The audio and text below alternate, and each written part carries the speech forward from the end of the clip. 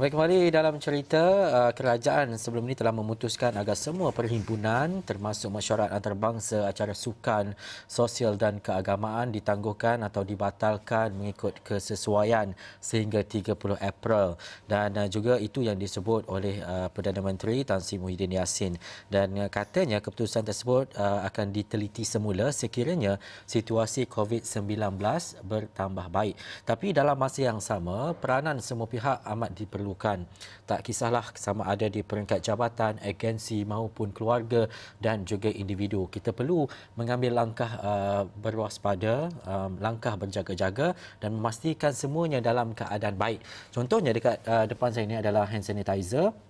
Dan ini adalah salah satu langkah pencegahan dan juga langkah keselamatan juga. Kadang-kadang perkara yang kami kongsikan juga di Aswawani adalah cara untuk kita cuci tangan dengan betul. Menurut ada yang menyebut lama mana nak basuh tangan tu adalah selama kita menyanyikan lagu Happy Birthday sebanyak 2 kali. Dalam 20 saat lebih kurang, begitulah.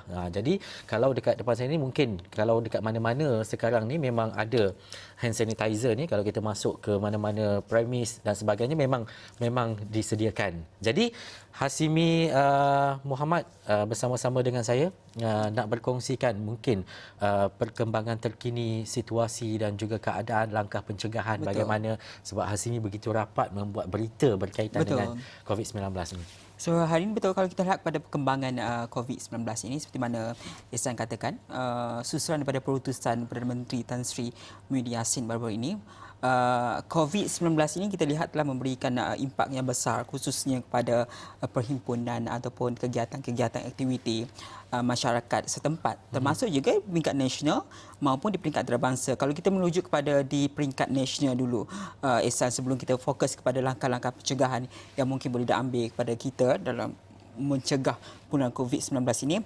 Kalau hari ini saja dilaporkan, kalau kita melihat kepada beberapa negeri, misalnya di Kangar, baru-baru ini telah pun dimaklumkan bahawa solat Jumaat tidak akan diadakan di seluruh negeri itu, tapi ditukar kepada solat Zuhur di kediaman masing-masing. Dan kalau kita merujuk kepada negeri di Kota Kinabalu pula, setakat ini, hari ini sahaja Kementerian Belia dan Sukan Sabah telah pun mengeluarkan satu arahan untuk menangguhkan sebarang aktiviti berkaitan dengan sukan di negeri itu berkuat kuasa serta-merta.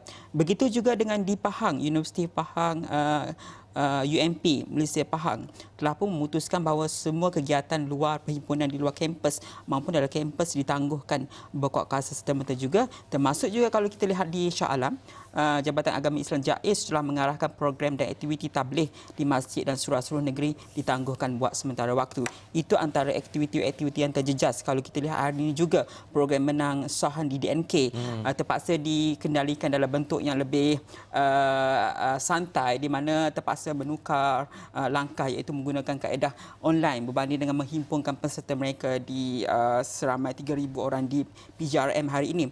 Itu juga salah satu cara dalam usaha untuk mengekang COVID-19 ini, selain daripada kaedah-kaedah yang kita perlu lakukan, termasuk juga mengambil langkah seperti menggunakan hand sanitizer itu.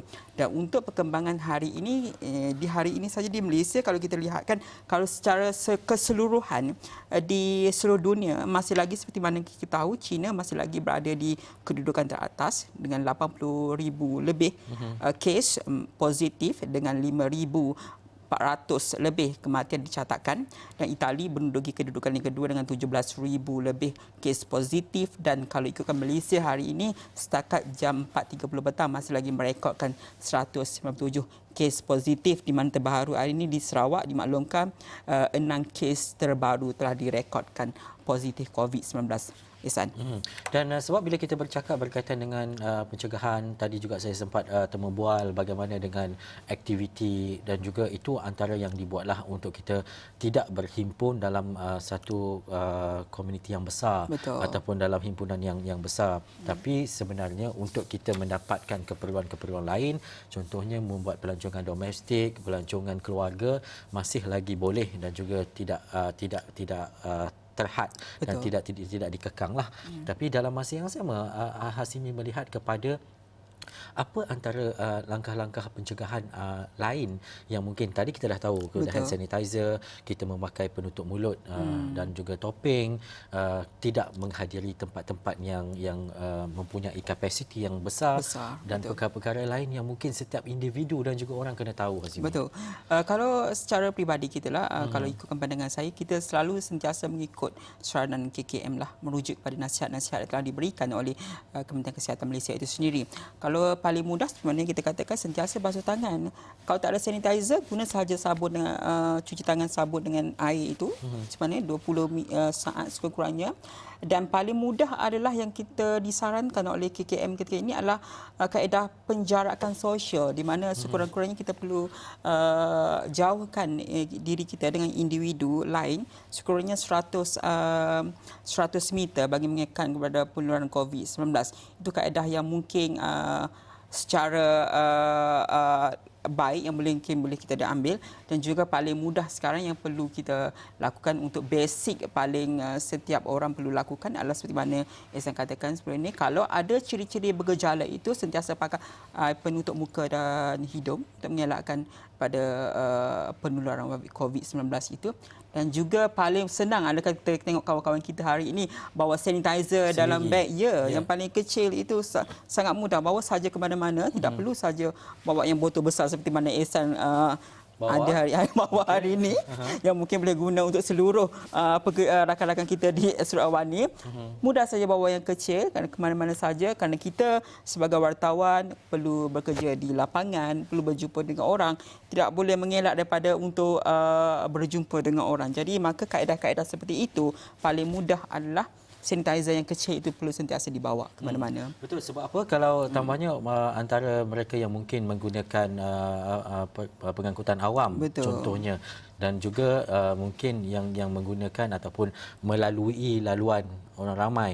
Dan bila kita bercakap berkaitan dengan COVID-19 ini, kita tidak menjurus kepada dekat mana ia bermula ataupun kita kenal pasti dekat mana orang itu ataupun kontak rapat itu di mana, tapi dalam masa yang sama kita kena berjaga-jaga setiap masa dan juga setiap ketika. Betul, contohnya mungkin Hasimi ada sebelum ini perjalanan menaiki ke satu kawasan ke tempat lain, contohnya balik ke kampung dan sebagainya menggunakan bas contohnya. Apa mungkin yang boleh Hasimi kongsikan bagaimana langkah penjagaan itu dibuat ketika menggunakan angkutan awam ni? Okey, betul, pengalaman balik kampung menggunakan kenderaan awam tu ada untuk dalam masa terdekat ini. Tapi dari segi kaedah yang kita lakukan, satu sebab kita berkumpul di tempat yang ramai. So satu perlindungan yang perlu dilakukan adalah pastinya saya akan berjaga-jaga untuk pakai masker dan sebagainya. Tapi dari segi keselamatan ataupun ciri-ciri keselamatan itu apabila menaiki bas dan sebagainya, kita sedar pihak bas itu masih lagi belum menyediakan sebarang bentuk sanitizer untuk penumpang mereka ketika menaiki sepanjang perjalanan balik kampung itu. Jadi kaedah-kaedah itu perlu dilakukan sendiri oleh kita sebagai penumpang. Dan sekarang ini kalau kita melihat pula pada keadaan di mana hampir sekolah nak tutup, cuti sekolah dan sebagainya, banyak kenduri dan sebagainya akan berlangsung khususnya di kampung-kampung. Jadi kaedah ini perlu juga ditekankan, kerana kalau kita perlu puji juga rakyat Malaysia ketika ini kerana tidak panik. Walau dalam situasi macam mana pun kita masih lagi tenang. Kerana satu, mungkin langkah-langkah yang telah dijelaskan oleh kerajaan itu begitu jelas, bagus, sehingga kan kita faham apa yang perlu dilakukan. Namun menjurus atau berbalik kepada cuti sekolah nanti, seperti mana kenduri-kenduri ini, adakah itu mereka akan membatalkan? Tidak, mungkin kerana jemputan telah dilakukan. Jadi kaedah-kaedah seperti pencegahan ini perlu selalu ditekankan, selalu diamalkan. Jadi mungkin kita boleh sarankanlah kepada mereka yang nak mengadakan kenduri dan sebagainya, mungkin boleh mengambil langkah seperti mengadakan sanitizer. Ehsan, mungkin kalau kita dah terima jemputkan ke majlis kahwin, agak keberatan untuk kita menolak untuk tidak hadir. Jadi tidak mahu atau tidak, kita terpaksa juga hadir, tapi langkah penjagaan itu perlu sentiasa titik beratkan. Betul, dia menjadi serba salah kan apabila contohnya seperti Hasimi sebut melibatkan kenduri kahwin ataupun majlis yang memang kita diundang. Dalam masa yang sama kita memikirkan ada crowd di situ ramai. Betul. Bagaimana pula dengan kesihatan dan juga penjagaan keselamatan mengenai COVID-19 dan itu yang Hasimi sebut. Tapi berkaitan dengan langkah pencegahan ini, langkah pencegahan ini juga boleh melibatkan kepada tak nak pencegahan daripada kita mendapat berita yang tidak benar, contohnya di media sosial kan. Jadi kita di SU Awal ni sentiasa memberikan maklumat-maklumat terkini dan juga yang komprehensif berkaitan dengan COVID-19. Bagaimana ini pula untuk kita pastikan ia tidak mencetuskan suasana panik dengan berita-berita palsu ni. Betul Ihsan.